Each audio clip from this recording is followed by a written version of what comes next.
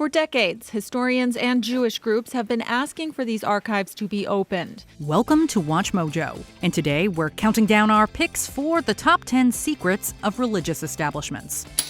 They're under lock and key. For this list, we're looking at the most shocking secrets of prominent religious organizations.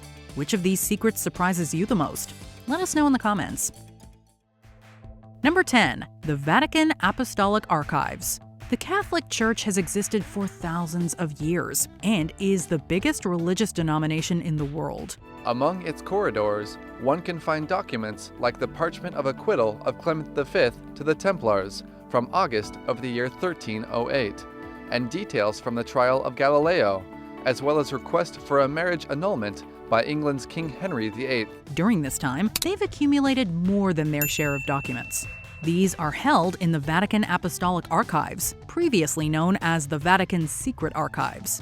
While the majority of these records are available to the public, some remain off-limits. It's one of the oldest collections in the world. And in 2019, parts of it were open to scholars for the very first time. It was Pope Leo XIII who opened scholarly access to these records. If you're hoping to unlock some kind of massive conspiracy through these archives, good luck. You can only get access as a scholar, and that is a very limited level. Oh, and you have to be at least 75 years old. Well, good things come to those who wait. And some researchers believe they contain revelations so explosive that they threaten the doctrine of the Catholic Church. Number 9. Mount Athos. The Greek peninsula of Mount Athos is one of the most beautiful and fascinating parts of the Mediterranean region. Although a part of Greece, Mount Athos has an autonomous government, not to mention their own set of very specific rules. Some of the monasteries were built over 1,000 years ago and have valuable treasures, frescoes, icons, books, manuscripts. But there are no cars, no electricity, no radio or television. It's long been inhabited by monks from the Greek Orthodox Church and around the world, with visitor access available on a limited level. How limited? Women are completely forbidden from visiting, a law rooted in tradition and religious interpretation. Here we are concerned solely with purity and our elevation to eternity. If women are permitted, they'd bring their families and their children. This place would become a tourist attraction and no longer a place of silence. It's not just female humans who are banned either. Any animals you bring to Mount Athos need to be male. Safe to say there won't be any ladies' nights at Mount Athos anytime soon. Number 8. Lukang Temple. Have you ever longed to get away to a secret place, one that no one else knows about? The Dalai Lama certainly knows how you feel.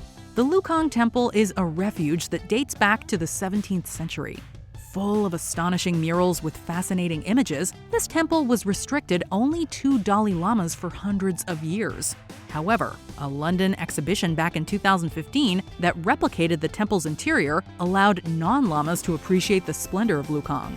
Its three-tier design relates to the Tibetan Buddhist faith's three enlightenment dimensions. The revelation of the temple's murals also reflects Tibetan Buddhism changing with the times, with the Dalai Lama saying, quote, "Unless these practices become better known, they will be completely lost. That would be a great tragedy." Number 7. The Chief Exorcist of the Vatican. You might not believe in demonic possession, but exorcists are real.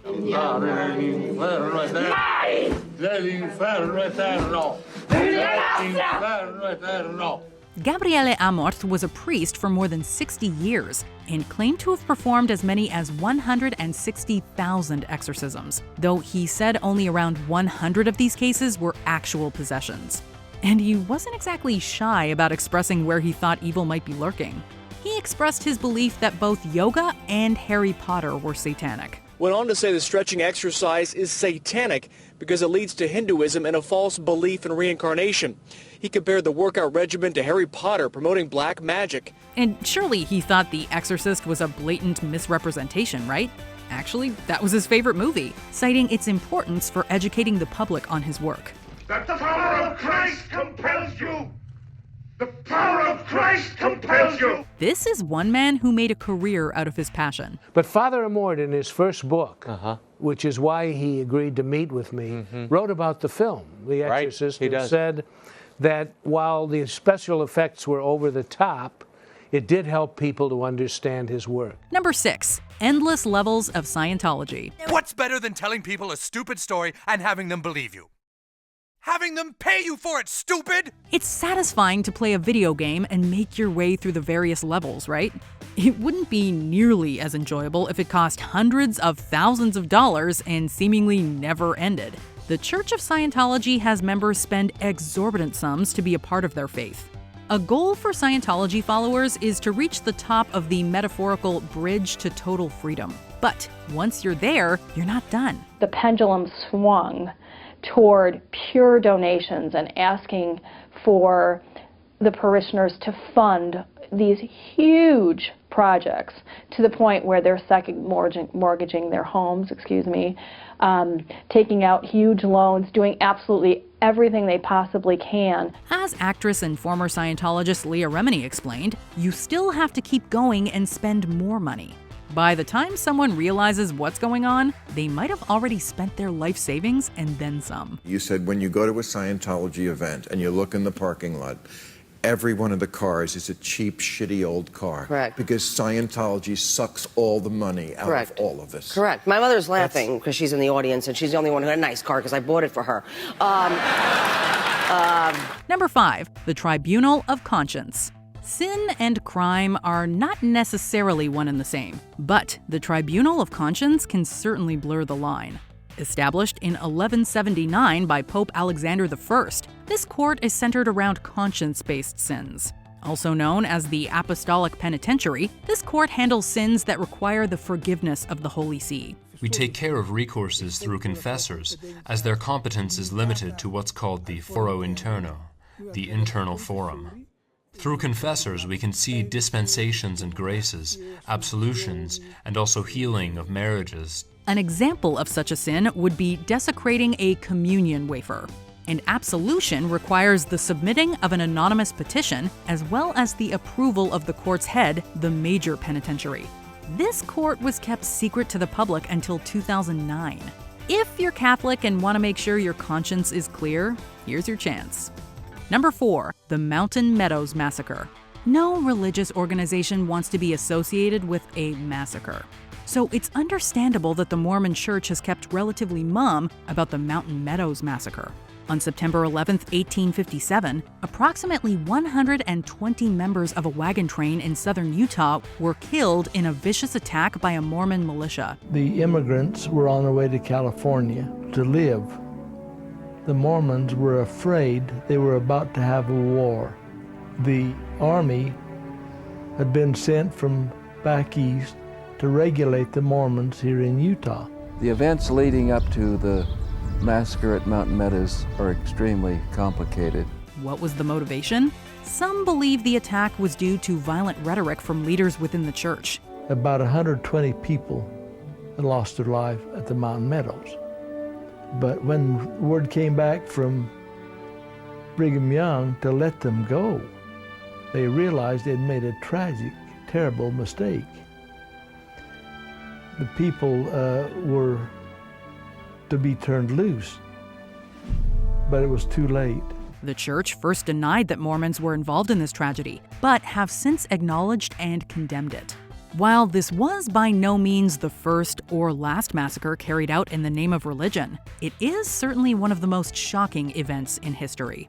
The issue has been laid to rest, and we've had a chance to say we're sorry. We made a terrible mistake.